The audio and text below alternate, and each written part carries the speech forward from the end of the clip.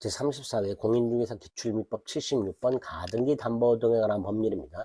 가등기 담보 등에 관한 법률이 출제가 되면 두 영역에서 출제가 된다. 하나가 가등기 담보법이 적용되는 요건, 또 하나가 가등기 담보법에 규정되어 있는 귀속 청산 절차. 출제 비율로 따지면요, 적용 요건이 1이고 귀속 청산 절차가 9예요. 그러니까 대부분이 귀속 청산 절차를 물어보는 건데, 어쩌다 한번 적용 요건을 물어봅니다. 예전에도 한번 이렇게 적용 요건 자체를 물어본 적이 있었는데 잊을만 하니까 또 냈어요. 가등기 담보 등의 법률이 원칙적으로 적용되는 것은 이라고 되어 있는데, 자, 가등기 담보법이 적용이 되려면 제가 가등기 담보법을 설명드릴 때 항상 두 덩어리를 설명드리면서 첫 번째가 적용 요건, 적용 범위를 설명드려요. 그리고 가등기 담보법이 적용이 되려면 네 가지 요건을 갖춰야 된다 그랬어요. 첫째가 빌려준 돈이 있어야 돼요. 소비대차 채권이나 준소비대차 채권이어야 돼요. 따라서 2번처럼 매매대금 채권 채무, 이거 안 된다 그랬어요. 매매대금 채권 채무. 그 다음에 채무자가 돈을 갚지 못하면 다른 재산권으로 넘겨주기로 하는 약속, 즉 대물변제 예약이 있어야 돼요.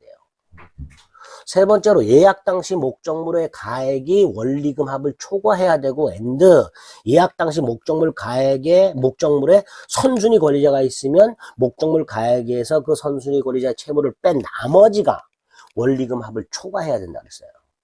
네 번째가 채무자 이름으로 가등기나 소유권이라든가 되어 있어야 된다 그랬어요. 그 네 가지 요건이에요. 그거 가지고 푸는 거예요.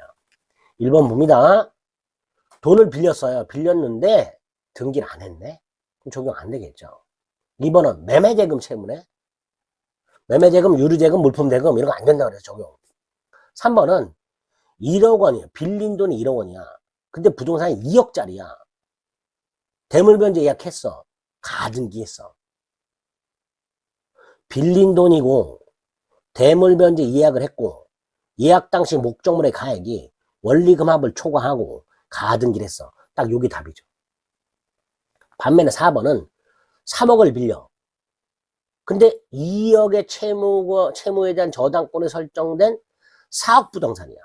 요 2억 채무가 없다면 4억이 3억보다 크니까 요것도 적용이 될 텐데, 그 4억짜리 부동산에 2억 저당권이 설정돼 있으니까 결과적으로 이 부동산은 4억에서 2억을 뺀 2억짜리밖에 안 되는 거예요. 빌린 돈이 더 크죠? 적용 안 되는 거죠. 5번은 그림이잖아. 등기 자체가 불가능하잖아요. 이건 동산양도 담보죠. 예전에 이거하고 똑같은 형처럼 문제가 나왔을 때 요게 그림이 아니라 골동품, 고려청자로 나왔었습니다. 도자기로 나왔었어요. 이번엔 그림으로 바꿨네요. 그죠? 어쨌든 동산입니다. 가등기 담보법 적용되지 않겠지요. 답은 3번입니다. 이렇게 적용 요건이 간만에 출제가 됐으니까 향후 당분간은 또 출제가 안 되겠죠. 이렇게 적용 요건을 다이렉트로 물어보는 형태는 또 당분간은 또 출제가 안 될 가능성이 아주 큽니다. 그럼 이제 가등기 담보법은 앞으로 귀속 청산 절차만 달달달달 보시면 되겠죠.